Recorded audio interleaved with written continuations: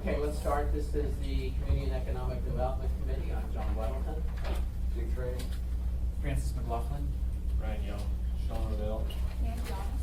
Erica McConnell. Amy Hockey. Phil Steyer, congratulations. Angela Robinson. Mike Lee, Locust Kingdom, and Austin, Y, LJ, And Dan Gill. my manager. Hi. So first one up is Cush Kingdom. So we'd invite you to come up to the table.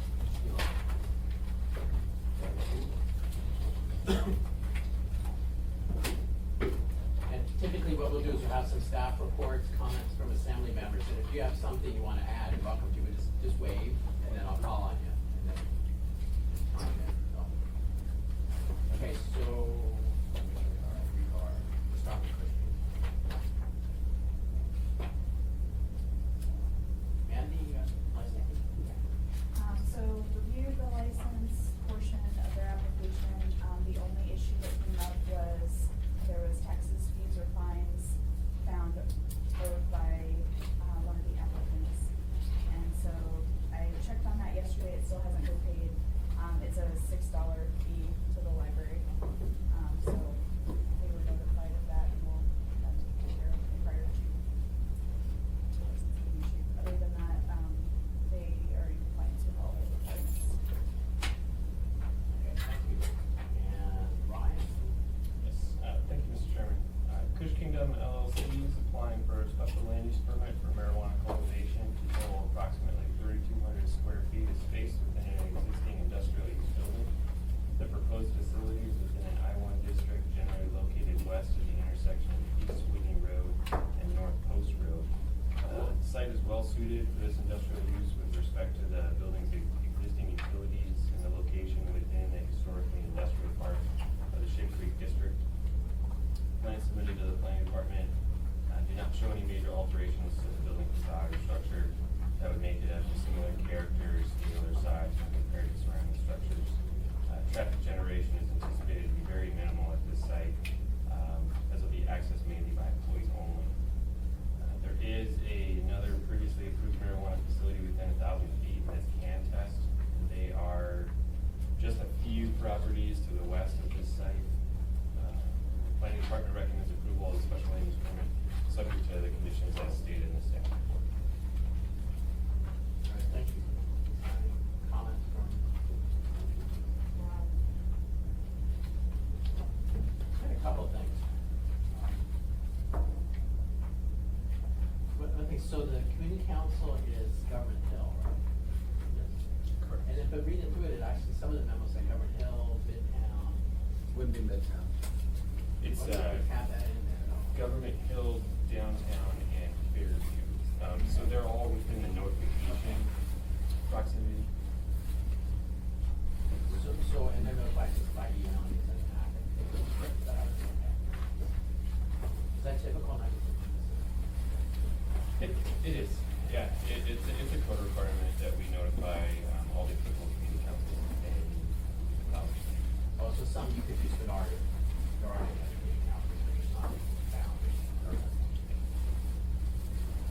And I had a question on the layout, and I didn't see it on this.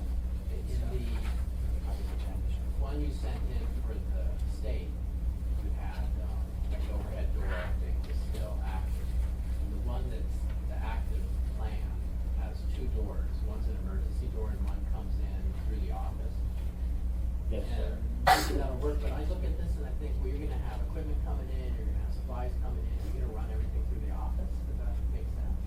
Through a regular man door, through the office, into your operation.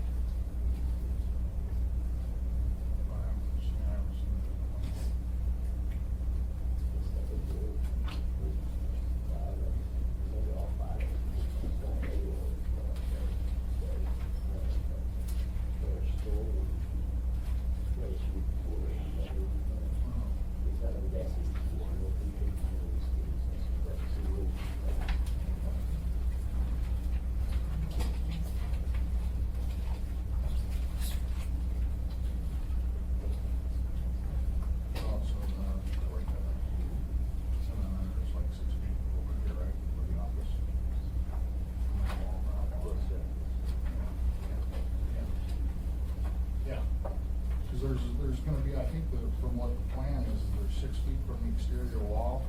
It's not coming into the office. The office is gonna supposedly built on the side of that entrance. Wall. Okay, yeah. So basically, right where this door is off on the right, the office is to the left of that. Right. Well, when you come in, it'll be to the right. According to these plans we're looking at, it'll be to the left. You know, I guess it's really your choice how you lay it out, but at some point, if you start operating and it's not working well, and you change the plan, You gotta go then through you have to go through all this stuff again, so maybe you are where you are at this point, but I've operated a small warehouse before, and we ran everything through the office, that kind of thing for a while, and it didn't work. Oh, yeah, we're not running, it's not running through the office. The office is just off to the left of it. Okay. Then I have a question too. We've been getting, for most of these, we have a camera plan, will show where every camera is. And Mandy caught one last week or 2 weeks ago, or someone did there. It said, oh, you should have a camera in a certain hallway. That was good. Yes, now this one, we don't have a picture of where all the cameras will be, and it's not required. You just have to write an error. Is that right? In the municipal regulations, it just states that they have to comply with all applicable state municipal regulations. And we don't specifically call out the need for a drawn surveillance plan. That requirement does sort of fall back on the state. But that would be something that if Assembly wanted to see that added as a condition, that they provide a drawn surveillance plan, that was something we could definitely add to it. Well, my only concern, John, is if we require that, that becomes public knowledge. Somebody wanted to break in with no other cameras, where that concern. Well, that was a thought Brian had too. So, I mean, for this, it's not required. We've been seeing it, we don't need to. And you have, I guess there are issues with people, don't be bad guys, you want to break in. Should we unrequired? It's not required anyway. Ask them not to put it in there, hey, don't put that in there. How would you do that? Well, I know that, there's gonna be some discussion about this at the next marijuana control board meeting about what sort of information is being made publicly available that shouldn't be. The intent of the cameras are to cover all of the entrances and the areas, so I'm not sure whether, personally, whether it really matters where, whether you know where the cameras are because they're there, and if you don't know where they are, you can look up and see them, but they're supposed to cover everything anyway, so it's not like, oh, you can use the camera plan to find a way in where you're not gonna be on camera because, everything is supposed to be covered, but, so, I mean, I think, you can, in the licensing regs in Title 10, it talks about, all the places that have to be covered by cameras, and so, but again, they're just required to say, yes, we comply, and they could show or they cannot show, and if they don't show, it gets, an inspection, if there's a problem, then they don't pass the inspection because there's a problem, and so it's a benefit of either showing and making sure it's available, but getting it reviewed ahead of time that it's okay, or not showing and possibly having an issue that'll postpone to opening because it was caught during inspection. So, but if the assembly thinks that they don't want to allow that information to be made public, I mean, that's something that could be changed. But I would think it would be changed in Title 10, not in Title 2. Okay, if the state's looking at it. They are gonna have a discussion about that at the next, meeting, which is on March 7th. I don't know about you, but I'm not sure too many people that are going to be breaking in are gonna be sophisticated enough to navigate the city's website to find the plan. I can barely find them. But if they watch our committee, maybe so, maybe so. Okay, but it's not required. Suppose we're good. I talked with one marijuana business, Justin Rowland, at, I think it's Einstein Farms, but he was one of our first applicants, and he said, okay, so I have to give you my entire state application, and I've included, these things about my security plan. Do I really have to provide the entire state application? And I said, well, yes. At the time, he was one of the first applicants. I said, you have to provide your state application. And he, as an applicant or a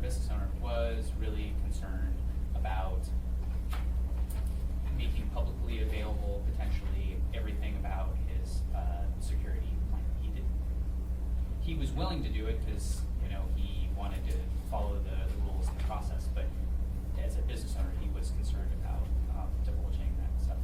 The state application is public as well, though. And it's required the state application, yeah, that's. No, it's, I mean, we've mirrored the state, which basically says they have to verify that they meet the requirements, and some show and some don't, but there's nothing about, you know, oh, now that I've given it to the city, it's public, whereas it wasn't before. I think the state application was public.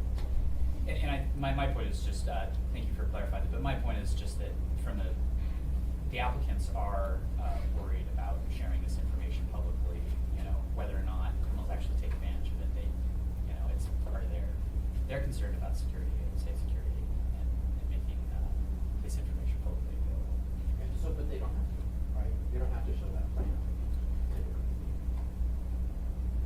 No, I do think the state that requires them to have the residential address on the application. And some of the people I've talked to in the business are worried about that. That means they know where I live, and I know a way to get around that. Right.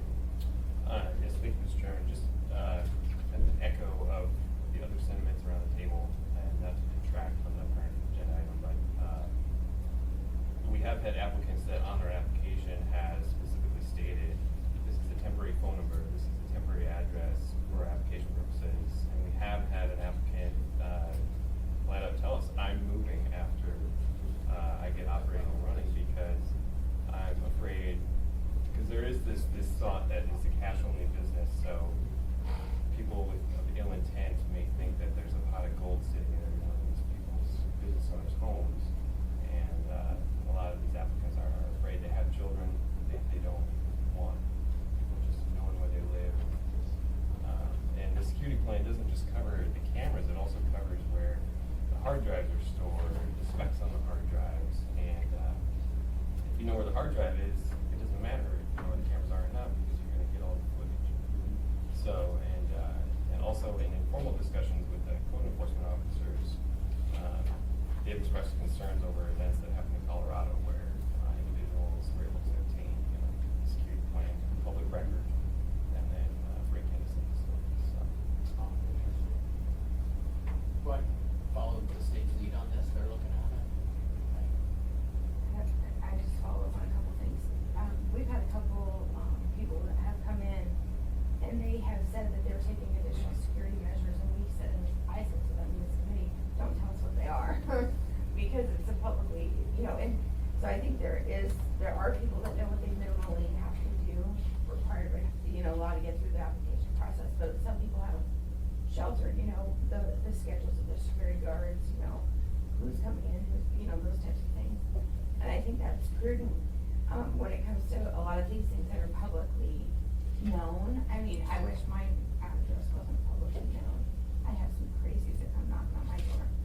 But it is, anybody who knows your name, if you know the state, I know the state's website pretty well, so I can look up any business licensee, anybody who has a business, I can find out who they are, and I can just go to the muni tax page and look up a parcel, unless they have their house in trust that doesn't reflect their name, you're probably gonna find them. So, I've been down this road many times with different residents and stuff that don't want their personal addresses public. And it's the nature of the beast, especially when you're dealing with the government. There are ways to shelter your information, especially with trust and stuff, but it's still, you know, most people, if they wanna find who you are, if they don't wanna find you, they'll find you. Okay. I have one last piece on this. In the state application, it shows, with your layout, it showed a clone room, and the new one doesn't have a clone room, and I don't know what a It's clone gonna be room is. inside the vegetation room. Oh, what is a clone room? Just a place to start your little starts, to get them to root. You take cuttings off of the plant, you put them in a little medium in a cube, you put them underneath T5 lighting or fluorescent lighting to get them to root. So it's just a small room, so they don't have the high intensity lights that burn them. Okay. And you're just gonna do it in the regular? Yeah. or- Okay. Okay, anything else on this? I didn't have any issues with this one. So what do we recommend? Approval. The second, I assume. Okay. Okay, so at these assembly meeting on Tuesday, this will come forward, there'll be a public hearing, and through the committee, we'll recommend approval, but we don't really decide, it'll be the assembly will decide. We'd like you there, because in case we have any questions, we'd like to get there. When in December? On the 28th. Tuesday. Yes, 6 o'clock. Time frame sometime after 6. 7 o'clock, figure. It should be on the end of the agenda. It's not at the end this time. It's not the end this time? Bunch of rezonings, you won't Okay. All right, thank you. That's where we got a downtown rezoning, that's gonna be a holiday.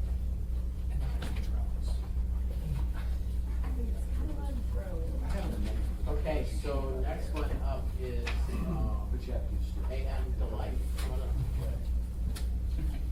Hi, good morning. And your. I'm Angela, I'm the owner. Okay, this, Andy? So, with review, all of the areas of the licensing requirements have been met. There is taxes, fines, or fees due, and Angela is notified and will be taking care of it. Library? This was April. And Sean? Thank you, Chair. So AM Delight is requesting a special permit for marijuana retail sales establishment in the B3 district. The site is 3902 Sonora Road. It's 2,400 square feet of planned retail space within the existing building. That building also occupies a Brown Jug liquor store. The proposed facility there is similar to the surrounding uses, which are mostly warehouse, commercial businesses, with some mixed retail in the area. The planning department mailed off notices and notified the Sonora Community Council. No response has been received yet to date. The facility will meet the 2012 West Vancouver District Plan, as well as the current B3 zoning designation. To answer your question you had the other day, we found out the facility is on a septic system and public water. It's been that way, I think, since the building's been built. And with that, the planning department recommends approval with the conditions stated. Angela's done she was in yesterday trying to get ahead of the game here and she's got most of the conditions met. She's already entered into snow storage agreement. I believe they're out inspecting right now for the building permits. So if she ends up with approval Tuesday night, she can be in fairly quickly and she hopes to be operating rather shortly. Okay. Any comments? Okay. How close to Brown Jug, are they in the same building or? It's in the same building, yes. Do they come to a common door? to get No, in there? they're completely separated. Separated, it's the same building, but there's A and B, not address, two different addresses, but same building. Is there division between the buildings? Yes, sir.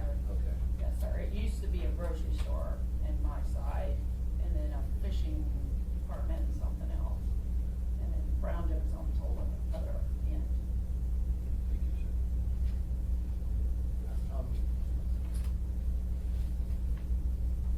I have a question on this, on the pages numbered to 145, 11 and 12, you have two plans. They look very different. 145.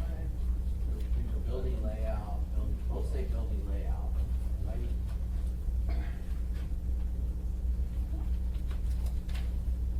Couldn't get them to match up.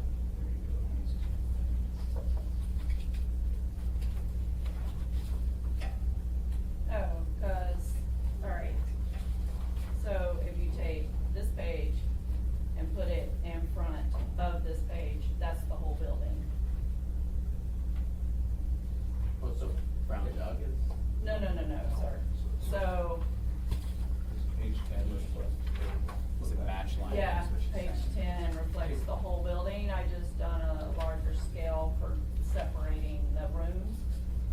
Oh, so this plus this is your operation? Yes, it's the whole building.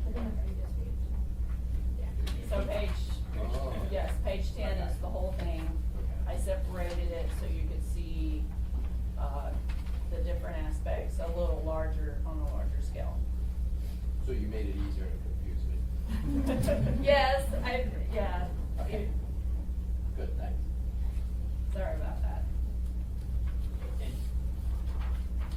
And you told the GO about the septic system, Yes, the sir. water, and Yes, just sir. having been a hillsider for so many years as well in septic, you know, you can't treat that quite like you do. Oh, yes, other sir. stuff. You gotta be careful what you put in there. Yes, sir. Stuff like that, so.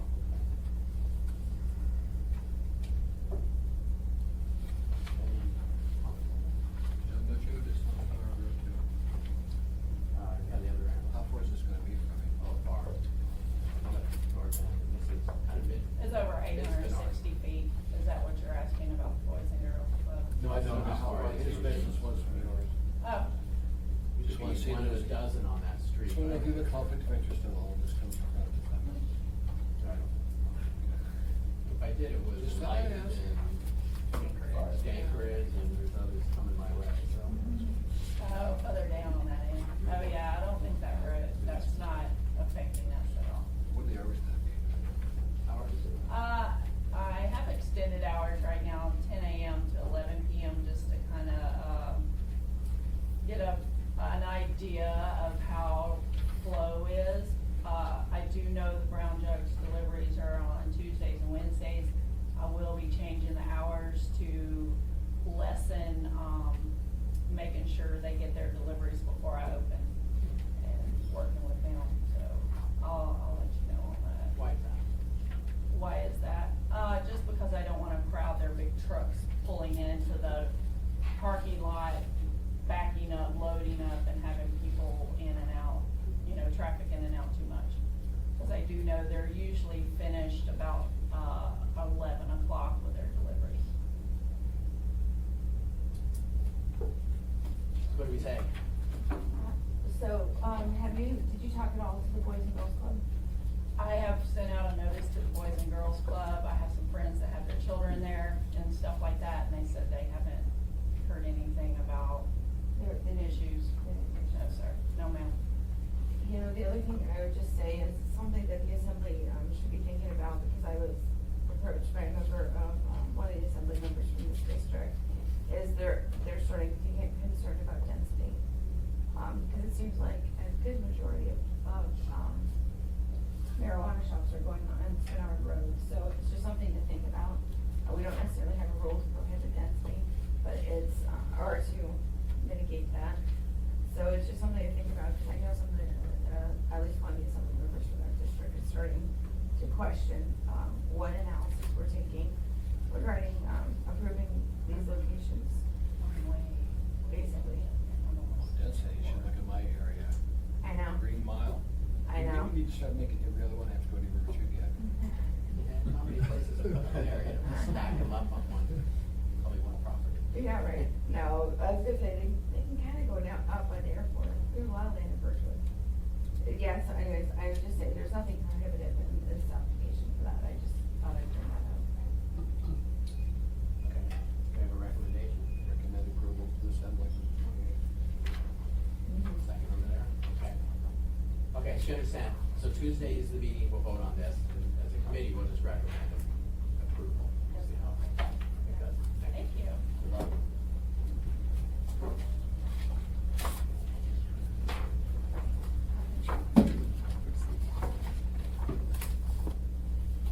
Status report on approved establishment. And I asked Erica to put this together. You want to just kind of review more? Sure, What's in yes. here? Go on. Thank you, Mr. Chair. So, the assembly to date has approved 37 marijuana establishments. I put them in order of assembly approval. So, numbers 1 through 16 have, completed all the conditions that were imposed on the establishment by the assembly. They've been inspected by both the state and the city and found to have met all the requirements and been given their, state license, their city license, and their city certificate of, conditions, the SLUP. And they are allowed to operate. Most of them are operating. I can't swear, I haven't been to them, but, they're certainly able to operate. 17 through 37 are establishments where the assembly has approved them, but they are still working on addressing their conditions, and need to have their inspections before they can begin to operate. The one that I'm aware of as being very close is number 34, Normal 33. I think the state already has an inspection plan, and that the city has to inspect for building permits before we can, and give them the certificate of occupancy before we'll inspect for marijuana, but they're quite close. Mr. Weddleton and I have talked some about number 18, Danish Gardens. This is a gentleman who's actually been having some difficulties, and when you go on the permitting site, the main page says that the building permit was issued, but if you actually dig deeper, it turns out there's a change order that has not yet been issued. So I didn't really understand why it says the building permit's issued if there's a unissued change order. But there's been some issues with that one. So I have the permitting website up, so if anyone wants to look more deeply into some of these that are not issued yet, we can look at those. But this is all, at this point, the ones that have corrections needed, that's all through the building department. And I wouldn't necessarily be able to provide any enlightenment into what those issues are, because a lot of them are very technical related to Title 23. Any thoughts? Is this the first time you've seen it? This was emailed like yesterday. Right. The first time I've seen this, building valid. I think we've all, you get totally out of the loop then, right? Once they go, it's approved by assembly, then they have to go, if they have to remodel it or something. You guys, do you track this? You don't see any? Right, building permits. Right, they track the land use conditions, in the resolution, but they're not following the building conditions. I can just say, we put this case file away in our records room as soon as they recorded the notice of zoning action, which is the last step after they've completed all of the conditions of approval that the assembly's placed on them. So we put it away, and the final marijuana inspection, they'll go back and take a look at that file and the ordinance that the assembly adopted, to verify that everything's been met, so we double check. Who's they? The land use, Erica can speak better to this and Ryan too, but the land use enforcement officer, there's a final marijuana inspection where they go out and inspect with the state, with or without the state companion, to see whether or not the site is exactly the way that it was approved, building permitting and their certificate of occupancy and the site plan that they've shown you, the special land use permit for marijuana. So they just check to make sure it's all together and looks the way that it was permitted, and that's when they take it to the next step and issue the condition certificate, and the business get open. So they have to get through all their building permitting, get all that done. They're ready to open, and the final thing is someone who physically is gone. Gone to look at these after they get their certificate of occupancy. Yeah, so the marijuana inspection, it's always land use enforcement and always fire. If it's a retail store, it is also the health department. And the health department actually does two inspections. They do what they call a dry shelf inspection for retail stores, which is before any product has been brought in. And then after that inspection, we give them their license to operate, and then they bring in product, and then the health department does what's called a full shelf inspection before they can actually open. So retail stores are a little bit different.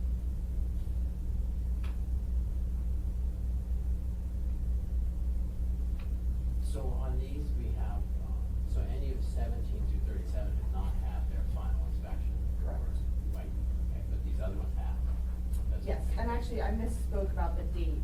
They're separated between approved to operate and assembly conditional approval, and the approval date, they're in order of approval date within those two categories. Okay. Any thoughts? Eric, have we heard any problems with 1 through 17? Is there many problems at all around ones No. that have operation? I haven't heard of anything. Putting on the other hat that you're going to, what about the state seizing the oil, I guess it was, from some of these So, marijuana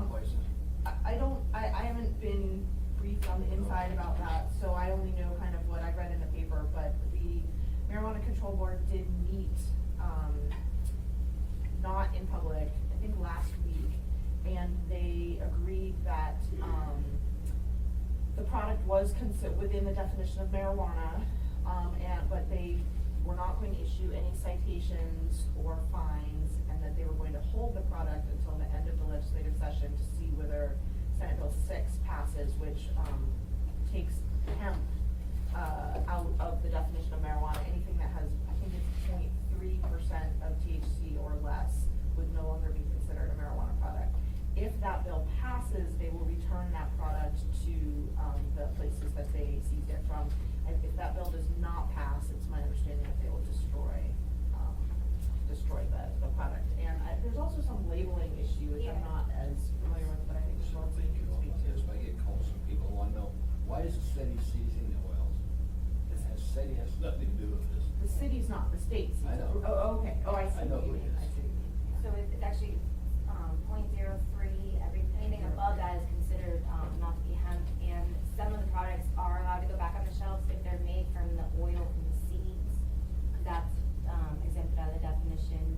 The problem was that the definition of marijuana in our regulations is the whole genus of the plant, which includes the hemp, like, portion of it and the cannabis portion. So, as long as they don't have CBD on the label and it's made from seed oil, then it can still go back on the shelves. Um, Just for,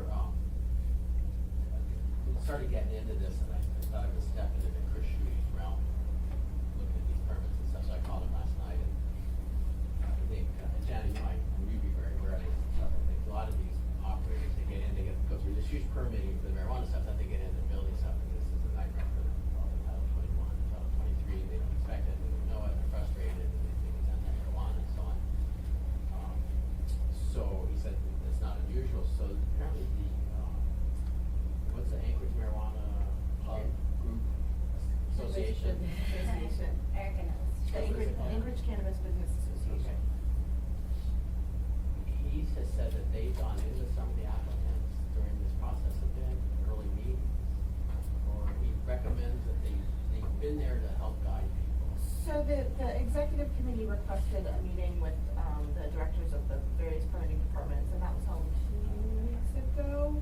And we talked about, some of the issues and some lessons learned, and we kind of gave advice to each other, like, and, so one of the things that the directors expressed to the business association to spread among their members is, if you're getting, so one of the complaints is that they're getting different answers from different staff members. And so they said, if that's happening, you wanna immediately request to speak to a supervisor or a director to get an affirmative answer.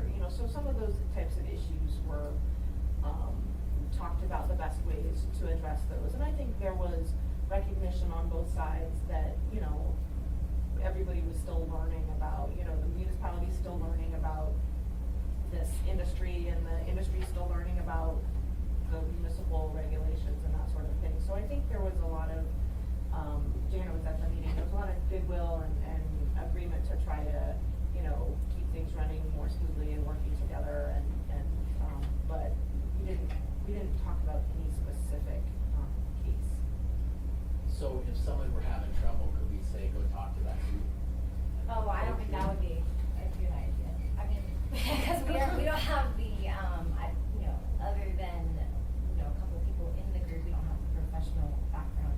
I think the message from Chris Schuey was that you guys were gonna create a streamlined process for us to apply for a pre-app meeting.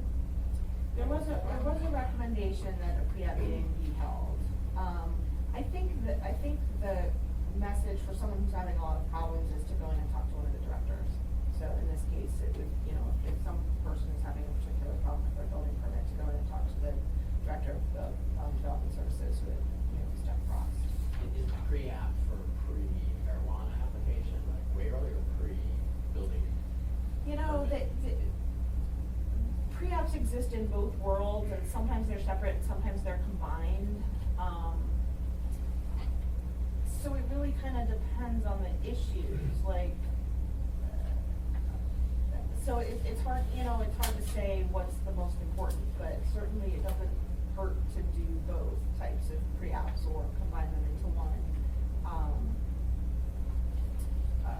You know, we don't charge for pre-apps, so it's something that, you know, we'll just arrange it.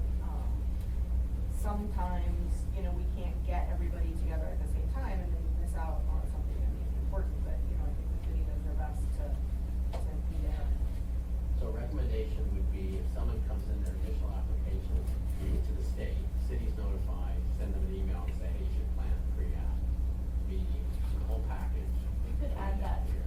So we've been, the clerk's office has taken the initiative to send, as soon as we get a notification from an applicant that's required by the state, you know, there has to be a local government notice sent from, as they're applying to the state. The clerk's office has taken the initiative to then send a letter saying, hey, there's also this municipal process that you should be aware of. We could certainly add to that an indication of, we recommend requesting a pre-application meeting.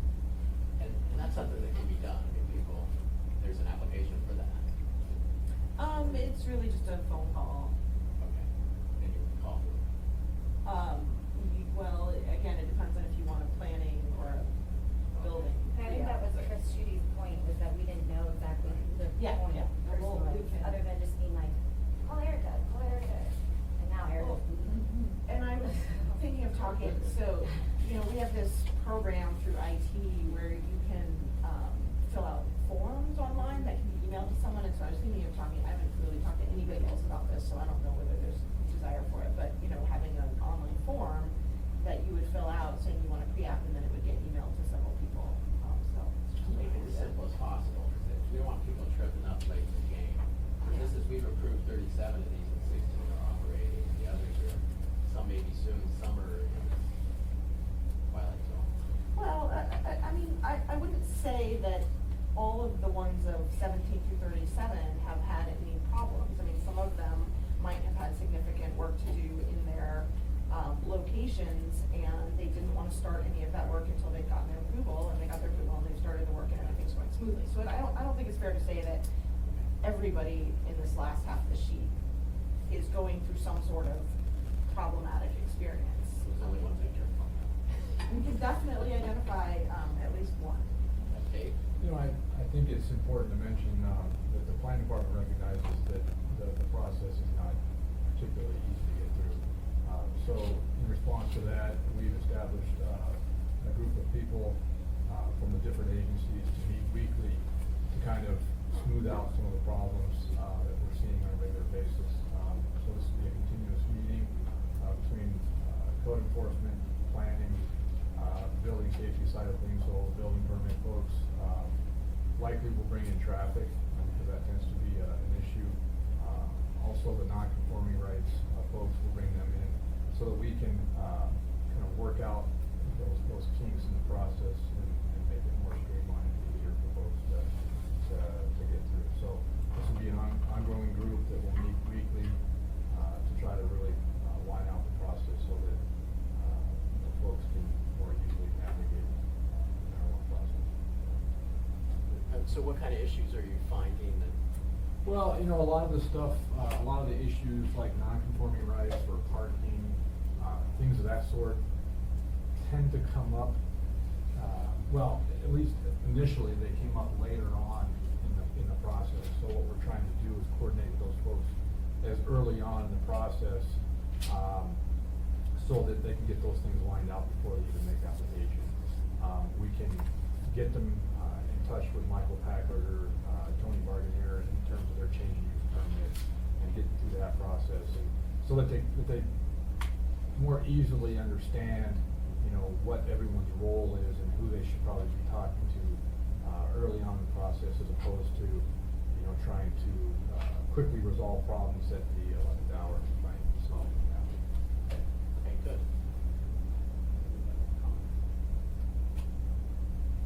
Okay, was this hard to do? No, it took a little bit of time to, you know, look up the addresses and find the associated building permit, but no, it's not hard to do. When you leave, who's taking over from you? No idea. Because that's some big shoes. Somebody's gonna have to really step up. accomplish what you've done there, you've been great. Well, it sounds like, you know, with this group, that there's gonna be a lot of communication that'll, you know, help resolve issues so that, you know, my kind of running interference won't be necessary. I do some, mapping, I mean, I keep this kind of, this spreadsheet sort of thing up to date, and I think there's, talk of maybe handing that over to Ryan. You may not know this, but I think it was talked about before. Oh, I'm aware. Yeah, okay. So, you know, I feel that as the city gets more comfortable with this process and as there's more, kind of knowledge in the industry as well, that, you know, gradually my role will be less and less needed. So I don't know if that's true right away, but I think that'll be true over time. Well, this is really useful, so I hope they continue to update this. Well, I can certainly tell Ryan exactly how I did that. Thank you. Sure. Thanks, John. Okay, done with that.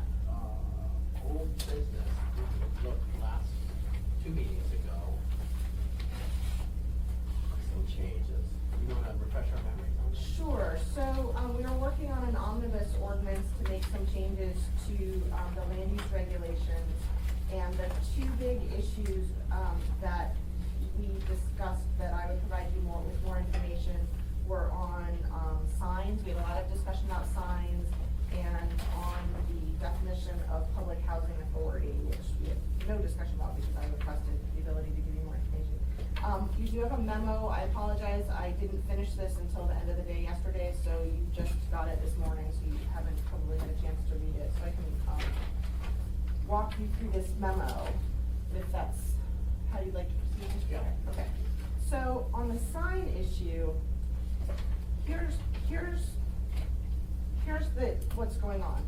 So, at the state level, sign regulations only apply to retail stores. We, in this committee, identified an issue of if you had a co-located retail store and a cultivation facility, you could put out signage that didn't meet the retail store regulations and claim it was your cultivation signage, and so it was kind of this loophole. So the city, and the assembly has been interested in having sign regulations that apply to all 4 types of facilities. So we've kind of taken the, state retail regulations of, having the signs be placed in a store window or attached to the outside of the licensed premise, and made that apply to all 4 types of facilities. The issue comes, it's kind of an issue that's about temporary signs, but not just about that, is that the state regs say that advertising, except what we've allowed you to do with the signs, is prohibited in an area that's much larger than our, separation distance. So our separation distance is 500 feet from a variety of things. Well, the sign advertising separation is 1,000 feet from the thing, many of the things that were, that the facility separation has to be, but also some additional things like, public park and library and substance abuse and treatment facility. So the analysis of where a sign that isn't one of the 3 permitted signs, can go is different from the analysis of where the actual marijuana facility can go. And so the permanent sign, you know, you're limited to the 3, but if we start allowing any sort of temporary sign that is allowed would then have to go through this extra layer of analysis of, does it meet this, 1,000-foot advertising regulation? So I had to go and refresh my memory of what I was, of why I had proposed no temporary signs. And it's a little bit of a cop-out, because it's kind of saying, well, look, this is really complicated, so it's just easier to say no temporary signs at all.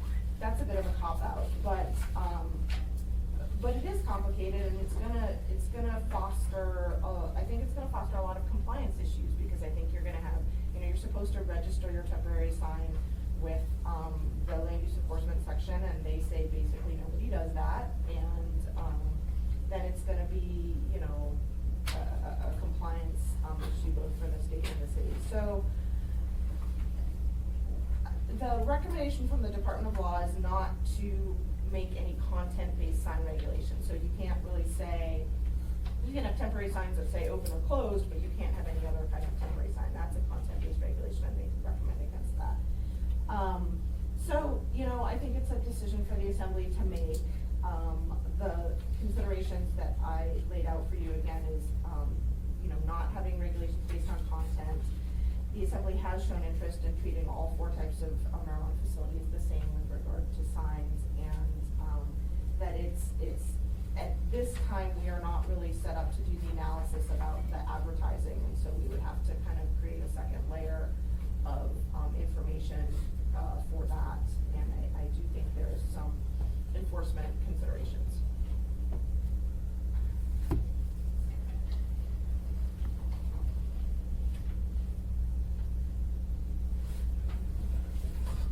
Rick, I just see you written down here, including the school. Is that sufficient? We need the school as defined by state law. So we don't get the problem of a driving school Well, or a judo school? as the city would implement and enforce this, we would implement and enforce it based on the city's definition of school, which, would be academic school. The state, the state doesn't really have a definition of school that I've been able to find that's clear. So the city does. The city does. So if the state, and as we saw, the Marijuana Control Board decided they did not consider the driving school to be a school, for the purposes of their regulations. But if they want to enforce against some other kind of school, that's their prerogative. But we, for our purposes, we would enforce against, the type of schools that we have defined in Title 21. Just to follow up a little bit on, part of, I think, I'm gonna add on to Dick's question, but right here, the last part says, or any other facility providing services to children, so that could be, a dance studio. Like, I'm thinking of like Stars Dance Studio, where they solely cater to kids, that's it.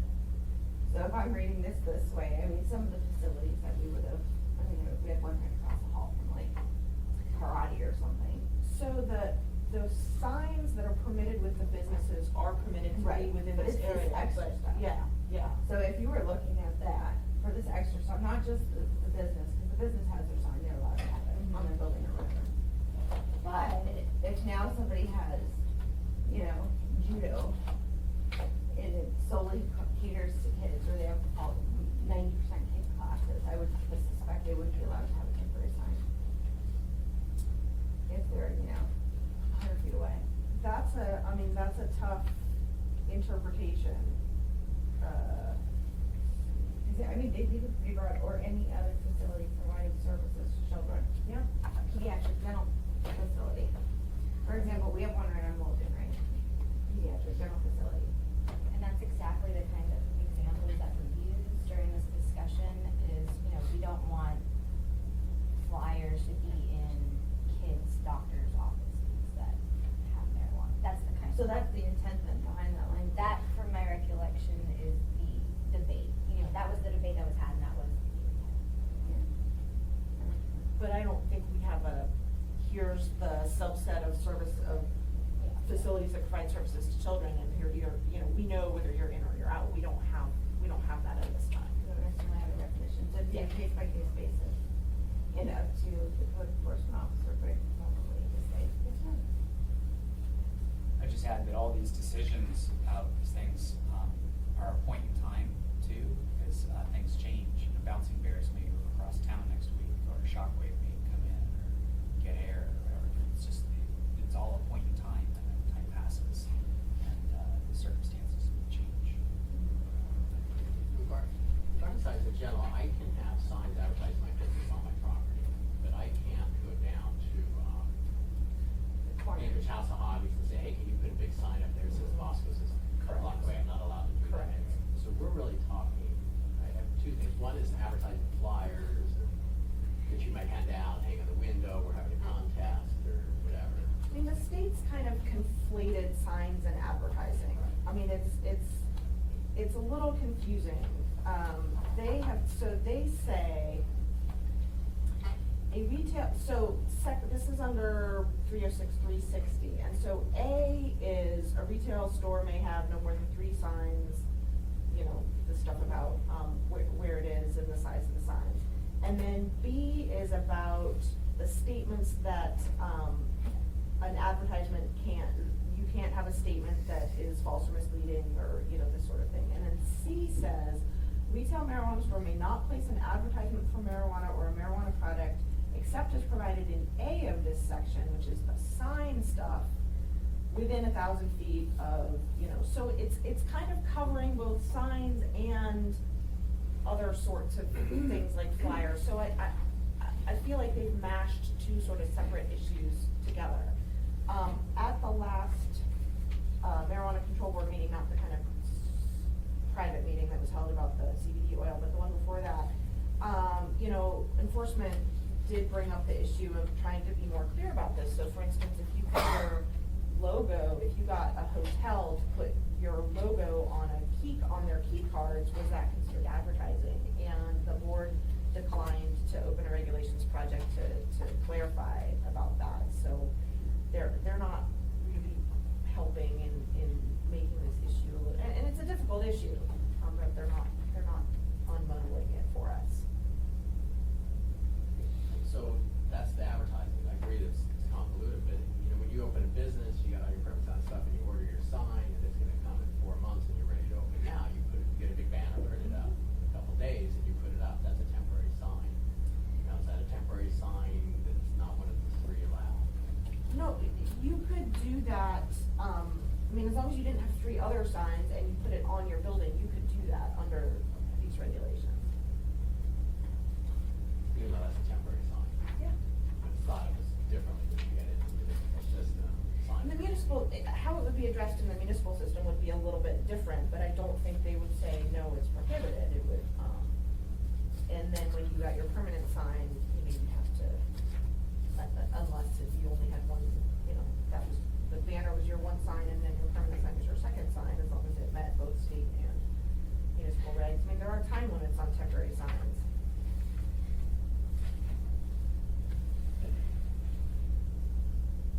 32 square feet of rigid material, is that our city code?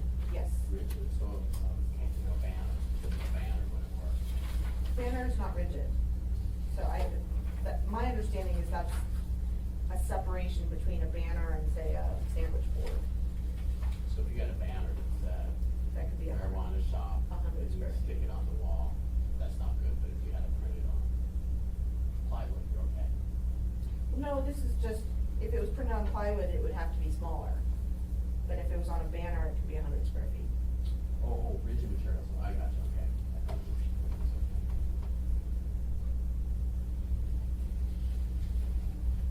So, is there a problem? Well, you know, the recommendation in, I don't know if I wanna call it a recommendation, but the proposal in this draft was to say no temporary signs. And that was where the conversation started, and so the issue is, does the assembly want to say no temporary signs or strike that and allow temporary signs? I'm fine with no temporary signs, because I think it's a can of worms, and quite frankly, it's gonna be interpreted in multiple ways by multiple people. And, I don't know, I think when you make law, I think it should be more clear, not less clear. But how do you deal with that? Someone's just opening up on, you know, they need a sign. Exactly, And it's not they coming can through. still do it though, as Erica just Okay, indicated. so that's, They can, that would be okay. and they can, those neon open close signs that you go buy at Costco and put on your window, so those aren't temporary signs because they're there permanently and they would be considered, building signs. Does anyone ever come in and get a permit for those? No. Do we care that much? No. Just temporary signs never disappear. Across saying, because we've got temporary signs that have been there for a year or longer. They don't ever disappear, they're just always out there. Because no one comes by to enforce them, they're complaint driven. Unless they get a complaint, they're gonna leave them up. As we found out last time we dealt with this.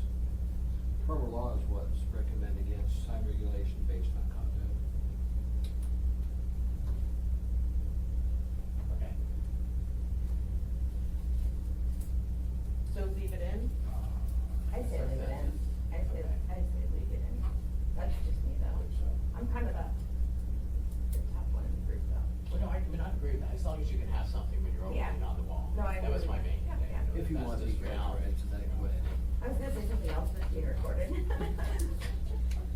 Okay, so the second issue is, the definition of public housing authority. So when the issue of a separation between a marijuana facility and a housing facility owned by a public housing authority came out of the federal drug-free zone. And, so when staff had originally proposed the ordinance, we had 1,000-foot separation from certain things, and then we had a 500-foot separation from certain things, and then we had a 100-foot separation from certain things. And those were kind of based on what was in the federal requirements, which were the 1,000-foot and the 100-foot. The 100-foot was just video game facilities. And then the 500-foot was things that weren't in the federal definition that were under the state definition. And the assembly did a lot of work and discussion on that, and everything came down, except for the video game facilities, everything came down to 500 feet. So there's the issue, and some of the discussion about these separation distances has been, well, what are we trying to do here? And something we've always come down to is we're trying to separate marijuana facilities from locations where there are children. So I think one question that the assembly could ask itself is, do you want to keep, since we're not really complying with the federal law anyway, do you want to keep public housing facilities in as a protected land use? Because there aren't going to be any more children at a public housing facility than there are at a non-public housing facility. So in some ways, we're treating the same facility different based on ownership. So that's kind of issue number one. If you do want to keep public housing facilities as a protected land use, the information that I was given at the time we worked on the ordinance from Mark Romick at the Alaska Housing Finance Corporation was that AHFC was the only public housing facility in the state of Alaska, and that other types of organizations like Cook Inlet Housing that we have in Alaska that built, subsidized, what you might think of as public housing, were actually tribally designated housing entities, which was different and not considered a public housing facility. So I said, oh, great. And so we have been interpreting housing of a public housing authority as only AHFC properties. But the planners noted that questions were still coming up about CHA properties. So it seemed like having a definition would make things clearer for everybody. So as we started to delve into this issue about a definition, the municipal attorney found a 8th Circuit Court case that basically said public housing authority includes tribal housing authorities for the purposes of the Controlled Substances Act, even though it may not under federal education and HUD laws. So, but Bill Falsey said, it's not, he said he still found some ambiguities, and it's a debatable point, is what he wrote, and and technically we're not in the 8th Circuit, we're in the 9th Circuit. So, Bill wouldn't really make a recommendation, and he said, it's kind of a policy issue, the assembly gets to decide.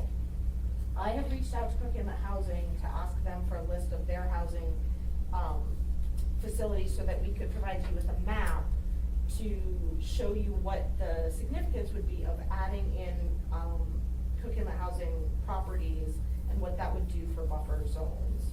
I haven't got that yet. I also asked them what they thought about this, and so I'm waiting to hear back from them, and I will provide that to you as soon as I get it. So I think there's a two-step question. One, do you want to keep public housing facilities as a protected land use at all? And then two, and maybe that's a question you can discuss today, but two, the second one you probably don't want to answer until I get this mapping information. But two, if you do you want to clarify in the definition that tribally designated housing authorities either are included or are not included? I would say yes to the first one. And the second one, the only thing I can say until we have more information is the times that I've sat down with many of the elders in my community, because Geographic River does have the only village in the municipality.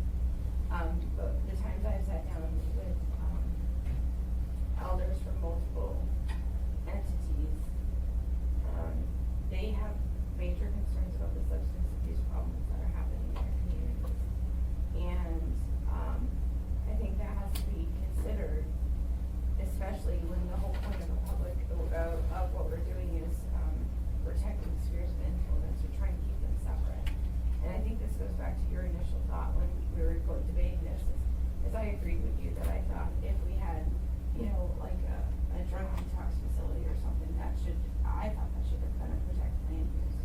Because it doesn't make much sense to me that we have, you know, a facility where people are trying to rehabilitate, right across the street, they might have, you know, yeah, and I personally thought that should have been left in there. And maybe we did, I can't remember. Did they? Well, I remember I voted to keep it in, I don't remember if it made it or not, but to me, the whole point is spheres of influence, right? So I think this is a topic that it's a good topic to talk about, I just don't know what the impacts would be. But beyond that, what is the whole point of having protected land uses, and I think it's to separate spheres of influence, and I think especially when we're talking about public housing, or we're talking about rehabilitation facilities, or anything like that, or we're talking about adding, you know, tribal, housing facilities, I would suspect, just based on previous conversations I've had with some of the elders, they would want that protection. can I clarify that the housing that is built by Cook Inlet Housing, it's not just. I know. Okay. I know. I know where it's going. Yeah. Something to consider might be that, for alcohol, there's only 2 protected land uses, and it's only with the state. There's no protected land uses, in municipal code for alcohol, but with the state, it's just churches and schools. With the municipality, there's, quite a list of different, use types that are protected. And, some of them are harder, I'm sort of acutely aware right now, some of them are harder to identify than others. A church or a school, is hard enough to sometimes, identify, but, community center, public housing, who built it, who owns it, who's renting it, maybe it's been sold since then. I mean, it's just really, it can get really complicated, as a planner or administrator or something like that, or for the public to figure these out. And figuring out the distance, how to measure the protected land use distance is difficult. So, I don't know, every one of these protected land uses has, I've said my point, thanks.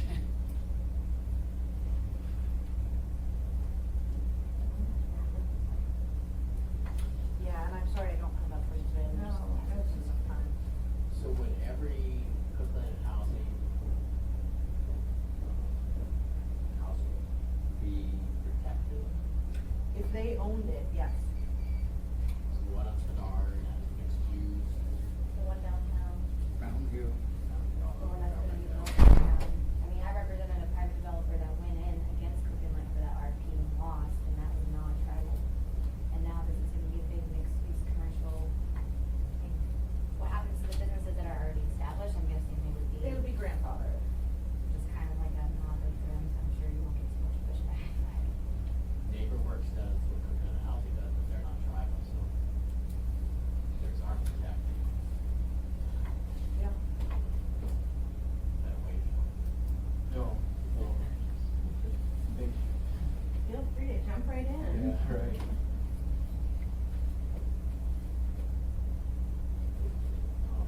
So this is a challenge for measuring, for separation. Is this a pretty critical issue? Can I respond to that? I'm sorry. So if you want to have a marijuana business, you read the rules, try and learn as much as you can about what are the requirements, and find a site that meets your business needs. But and I'm not one of these businesses, so I don't really know what they go through. But logically, I would think that they would say, okay, what are these site Exclusion zones. yeah, where are these exclusion zones? Where do you have to be from? So then, the next step in doing your due diligence might be to ask the planning department, do I meet the separation distance from these protected land uses? And, our response, I think, typically is like, well, throw it back on them. Well, you have to go and, survey around your site and, 500 feet or some distance, and find out for yourself, because we're not physically going out and inspecting every one of these, because we get, I get very frequent phone calls from prospective business owners, looking for sites, and they want a surety that they meet the separation distance, and I can't give that, without physically going out there, and then even if I did that, it would only be as a point in time, because their business may not come forward for another year or something like that. So, they're trying, and this is a key question, right, because this is a make or break sort of decision, because once you hire an architect, hire an attorney, buy the property, rent the property, commit money, there's this really, all of a sudden you're all in. And if once you've made application to the municipality for this special land use permit, and it gets assigned to someone like me, I read their application, and one of the first things I do is go out and see, do they meet the separation distance like they say they have. And if I discover through the first time, walking around the site and taking notes and seeing there is, an apartment building, who owns that apartment building? Okay, now is that owned by one of these entities or something like that? It's just really hard for me to figure out. You can imagine how hard it would be for the public to figure out, right? You have a good point. I mean, and it's so critical to. I mean, this is a legitimate business. This is a business, and they committed, money to this, and being able to define that they meet the separation distance from land use is a critical deal breaker type of question. And it's a point in time, and it's anything. I would suggest that anything we can do to bring clarity to what is a protected land use would be helpful for them to make that determination. But these terms are the zoning terms that, yes, it's in code, and public housing has a definition, or community center has a definition, or child care center, but some of them are really hard to identify if you're just a person that is not me, like a planner, and you're not an expert in zoning code. It's hard for even the experts in some cases. Brian? Yes, thank you, Mr. Chairman. That was well said, Francis. I'd just like to point out, when I have customers that come to the counter, it's like we have to check Google for landmarks. We have to check my neighborhood for licensed childcare facilities. We have to do Google Street View, which is 4 or 5 years outdated. We have to do a drive-by and make sure all the facilities are. Specifically, talking about public housing facilities and protected land uses in general, we have to make sure that we're actually have those protected land uses because there is a vulnerable population there. Just because somebody is suffering from an economic hardship and maybe living in a public housing facility doesn't necessarily mean that their first chance they get going to go to a marijuana establishment and buy some product. So, in examining the protected land uses, whether or not that's something that needs to be re-examined, just making sure that we're actually setting those aside for a vulnerable population and that it's appropriate. Well, my initial thought is, it's fine the way it is right now, the HFC, but I don't know. I mean, you just don't know. It's, you don't know what you don't know, and until you see the potential impact of it. I think we still need more analysis on this one. But I'm still fine with no temporary sign. Just real quick. Moved on. Okay, good. Erica, you said you're getting us some map. Yes. I'd like to see the map before we go further into discussion. Yeah, because otherwise the planners might tar and feather us. That's all right. We've been targeted for it before. Yeah. Is there, we're talking, Alaska Housing Finance or HUD, identifies with AHFC, city hall houses, infrastructure developments. Yeah, I'm not aware of any other things that might be considered public housing authorities if you open it up to tribal housing authorities, but I haven't done research to make sure we covered everything, so, adding CHA to AHFC. So is it hard to identify their, Oh my do a gosh. search on CHC? So- We have a map of everything that HFC owns, and then we would just add CHA properties to that map, so, I mean. CHA has some single family home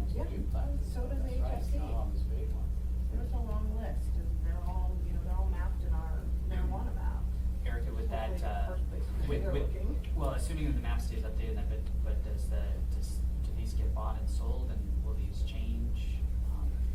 My understanding is that they are retained for, a decade or two before they would consider to be sold, but that doesn't mean that something that HFC, did 20 years ago isn't. So I'm not sure, maybe something we have to communicate with HFC and see how about, maybe on a monthly or quarterly basis to get an updated list, but. I think that clearly I've sort of made my point that I have, maybe a little bit of a bias, and this is someone that has to administrate, or, tell people, or enforce these sort of, rules. If I get a call today, so I got a call, say, I wanna, have a business, near, where the old Boston's was, where the crossbar that's all boarded up, and there's a strip mall facing, Benson, where there's that sign that says charity, State Farm or whatever, right?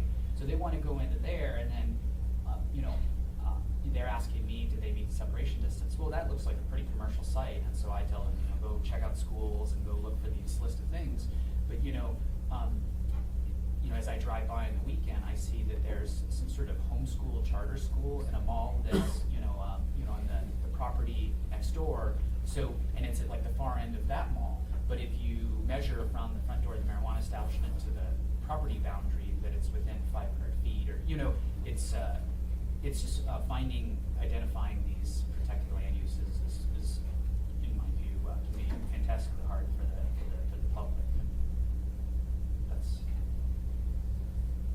Regarding the housing, is there, we're thinking, what if we wrote to two organizations that give us a list of structures you think should be protected?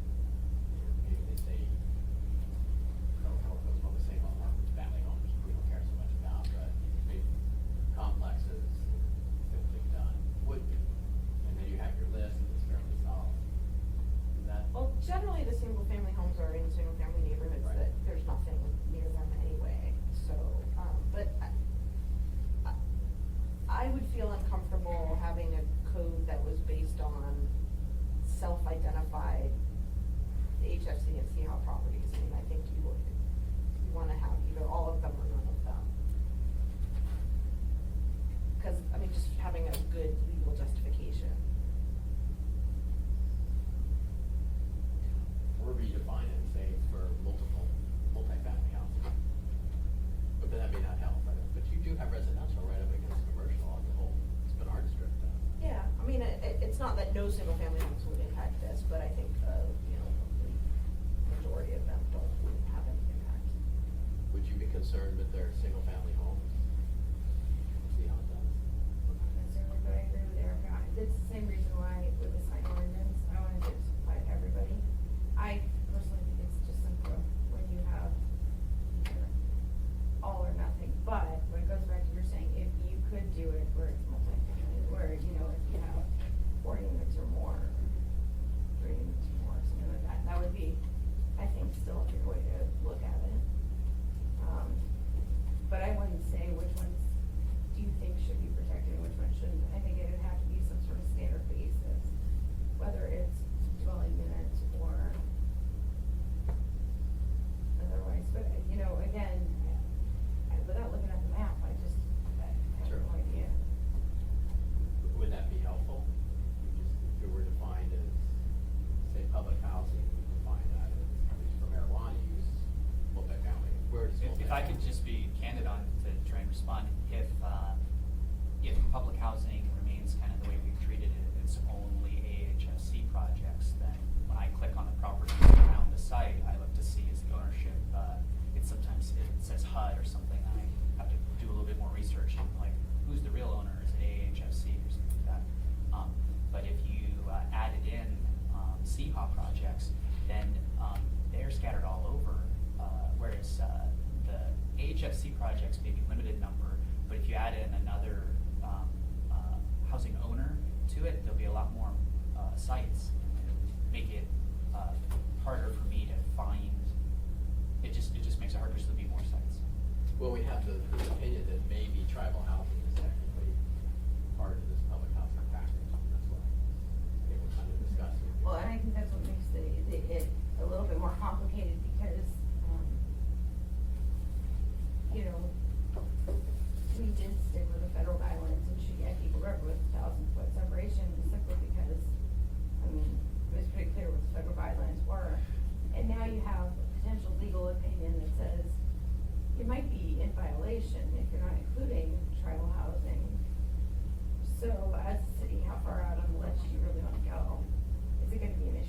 new attorney general, I don't know who would be astute enough to pick up on it.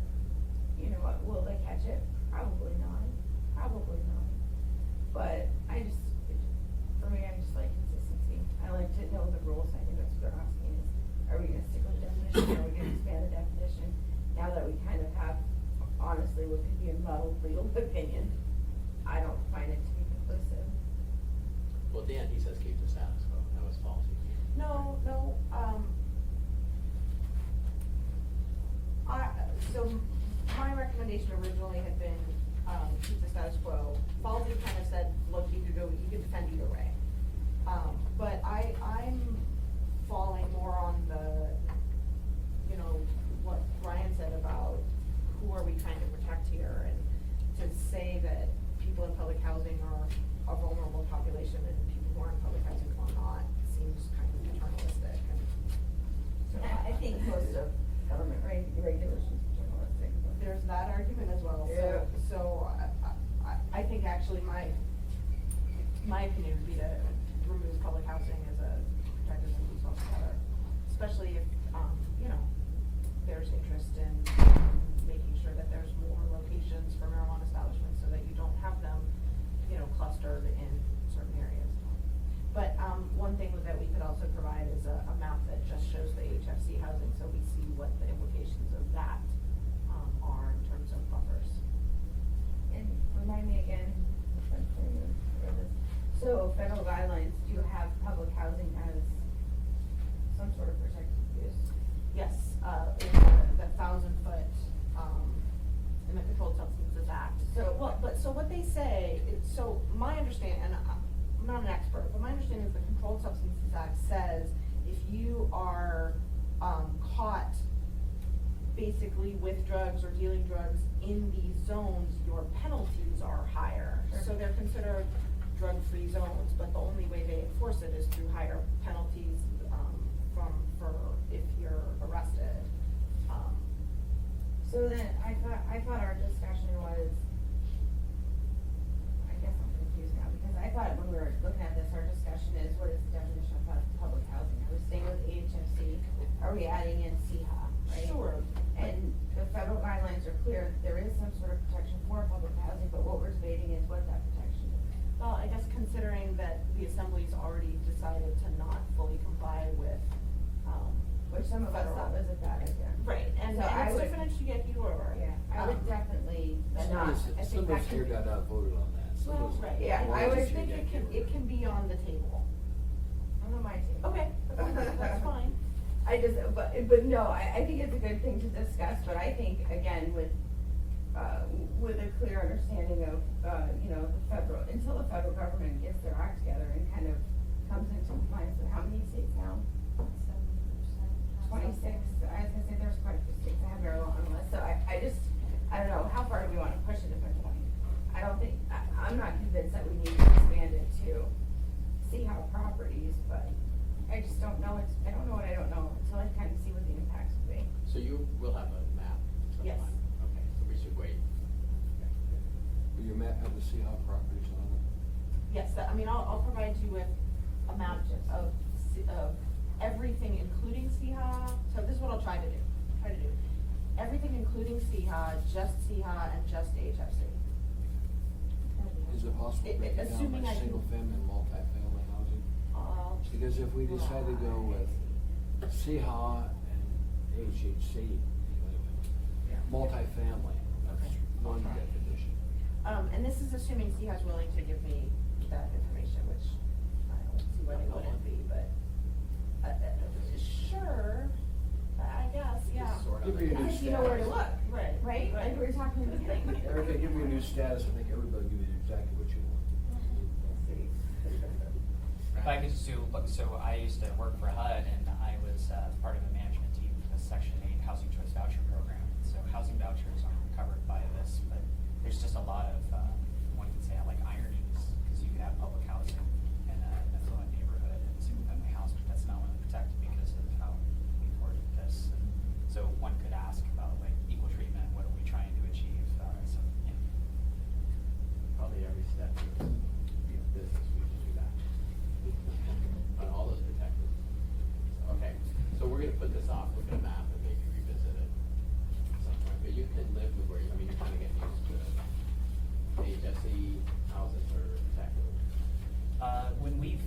researched the public housing issue, there's only, 2 or 3 or. No, there's 50, they're on the map, there's a lot of them, but a lot of them are single family. It's not gonna be near, like, Most of them are, yeah. I think, okay, we only have a couple minutes, but I had notes, I don't know if these were things to talk, is that all that we were following up on? That's all you Yes. have on, okay, because I had some notes here, we had bringing characteristics into compliance, and your only change was adding commercial marijuana to the whole list. Yeah. And Terry said something about there being a policy letter on bringing characteristics into compliance. Will you see a letter? The memo I sent you. Oh, right, okay, yeah, I got it from Jana, I'm sorry, I forgot to bring that, Terry, couldn't send it. Okay, can you email that? I'll email it. Okay. And then there was, we were looking at maybe on sidewalks or walkways to sidewalks, is that The testing facility. testing facility? Where, do we land somewhere on that? There was not consensus. My recommendation, or my recollection. That was on page 8. I don't have it in front of me, but I seem to recall we were talking about if you're going to testing facilities, you can anticipate items, but go really quick, or traffic. Go on.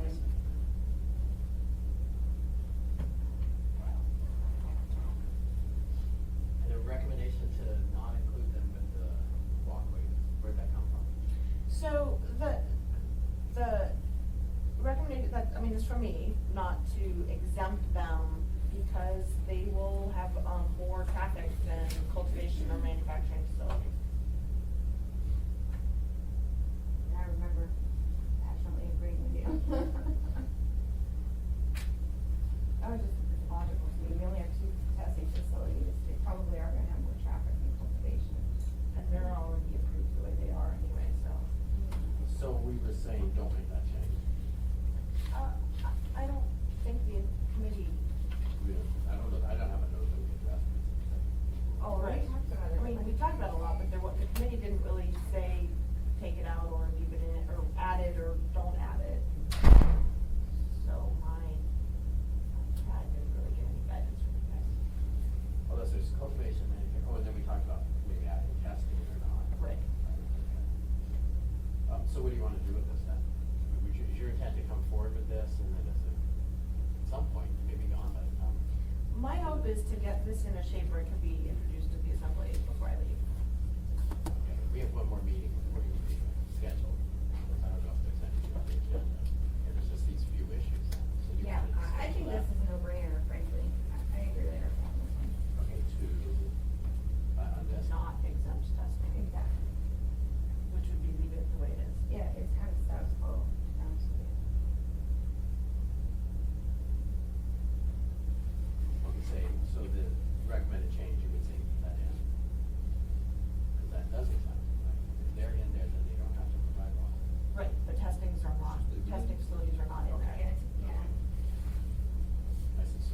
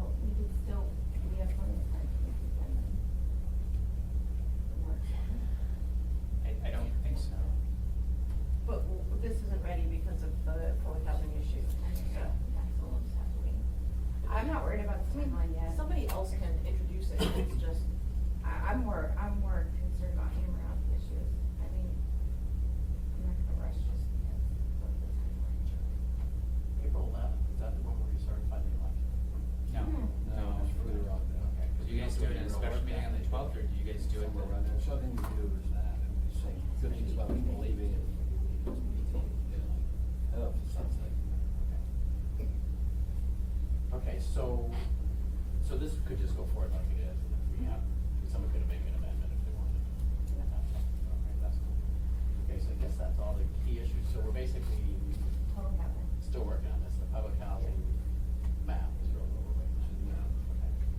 Yeah, other than that, I think it's been cashed through and in decent shape. And then you'll send that memo policy on it. Yes. Okay, anything else? Just on the dates one more time, so if the committee meets, is it next Thursday? Do we have something scheduled, Mandy, is there anything on the agenda? Or, Meetings, it's a weekly committee, right? March 2nd.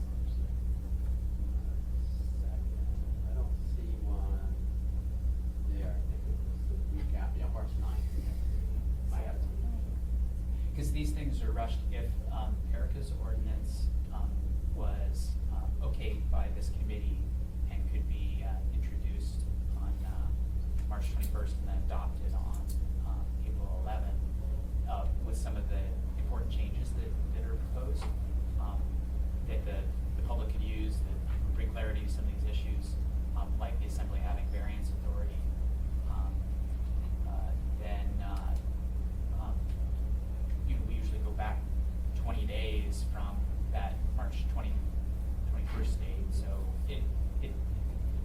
Erica needs a lot of lead time in order to get this on the agenda, is my impression of the way that these dates work. So it starts adding up really quickly. To get this on March 5th, boy, we got a dozen things added at the last minute to our last meeting.